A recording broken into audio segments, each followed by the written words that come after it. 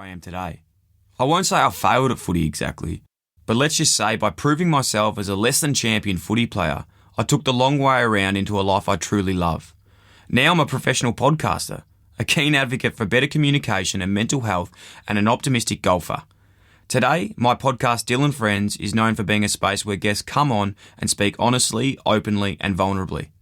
A while ago, I got this message that made me cry. It still makes me cry when I think about it. This young guy messaged me to tell me that he used to feel alone because he had this group of friends he just didn't align with. He was sensitive and curious, and he cried when he was upset. You know, just everything that's not traditional male behaviour. But when he listened to my show, it helped him because it felt like he had a mate, and that he joined a group of people who wanted to live good lives and get the best out of themselves, which gutted me in the best possible way, because I'm exactly the same. There are a lot of people out there like that, especially in my world, sports and other very male-orientated environments, who want to be vulnerable and emotionally healthy and stronger, but don't know where to start. I was never really good at school, in terms of reading textbooks and whatnot, but what got me through was finding the right person to help me when I had a problem. Looking back, I think that was probably the biggest skill a young guy can have. Knowing how and when to ask for help and being able to identify the right person to help them over a particular hurdle. Working that out was a starting point for everything for me. The life I've built, the people I surround myself with, the podcasts I make, and this book I'm writing, the one that you're holding right now. The other day, my mate Nick, who works with me in the studio and is somewhat of a mentor to me, hit me right in the brain when he told me, "The best advice I've ever been given is to make yourself able to take advice from anyone." That floored me. I think it was just a passing comment from Nick, but I hit him up later about it because it's probably one of the wisest things I've ever heard. He'll often say something that knocks the wind out of me because it's so spot on and nails everything I'm trying to get out of my head. In this case, everyone has something to offer. Even people you don't get along with. Even people who are objectively dickheads. Everyone has a lesson for you. If you open yourself up and really listen, you never know what you're going to find. I'm so blessed and grateful that that is literally my job. Podcasting gives me so much, but maybe the best part is the chance to meet and pick the brains of the most amazing people. The little nuggets of wisdom you absorb by listening to others.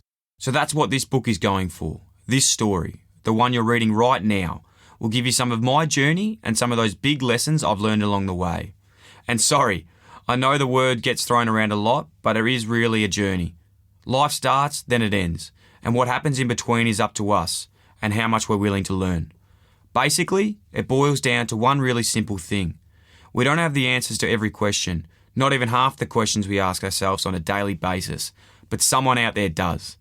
This book is a collection of all the things that have helped me get over my own obstacles, things that I've learnt firsthand from others. A big, big disclaimer. These are the things that have worked for me. Some of them might work for you, some of them probably won't. The only thing I can say 100% is keep an open mind as you go.